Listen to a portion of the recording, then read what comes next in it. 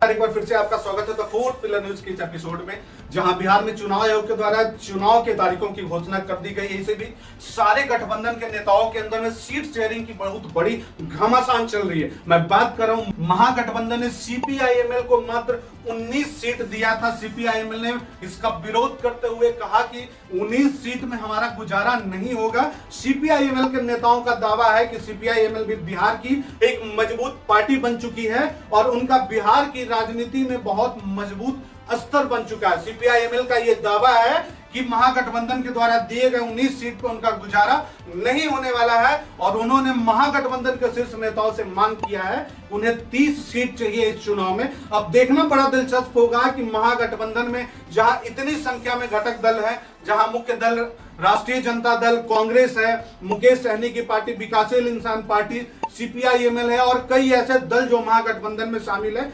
महागठबंधन के शीर्ष नेताओं के लिए बहुत बड़ी चुनौती होगी कि किस प्रकार से सीट शेयरिंग के फैसले को अंजाम दिया जाता है, क्योंकि जैसे ही उन्होंने सीपीआईएमएल को 19 सीट पे के समझौता करने का प्रयास किया, उन्होंने तुरंत से इनकार कर दिया और सीपीआईएमएल के शीर्ष नेताओं का मांग है कि उन्हें 30 सीट दिया जाए और वो पूरे 30 सीट पे मजबूती से अपना उम्मीदवार उतारेंगे। उन्होंने महागठबंधन के शीर्ष नेताओं को यह भी वादा किया, यह भी दावा करते हुए कहा कि आप हमारा बैकग्राउंड देख ले, आप हमारे पिछले चुनाव का परिणाम देख ले कि किस प्रकार से मजबूती से हमने अपने विधानसभा में अपने उम्मीदवारों का जीत सुनिश्चित कराया है। इसके बावजूद अगर गठबंधन हमें कम आंकती है तो हम गठबंधन के नियम में बंधे रहने के लिए मजबूर नहीं रहेंगे। यानी जिस प्रकार से सीपीआईएमएल ने महागठबंधन की चिंता बढ़ाई है, निश्चित तौर पर महागठबंधन के शीर्ष नेताओं को इसके बारे में सोचना होगा कि सीपीआईएमएल जो मांग कर रही है कि उन्हें 30 सीट पे चुनाव लड़ना, किस प्रकार से 30 सीट को एडजस्ट करके उन्हें दिया जाएगा।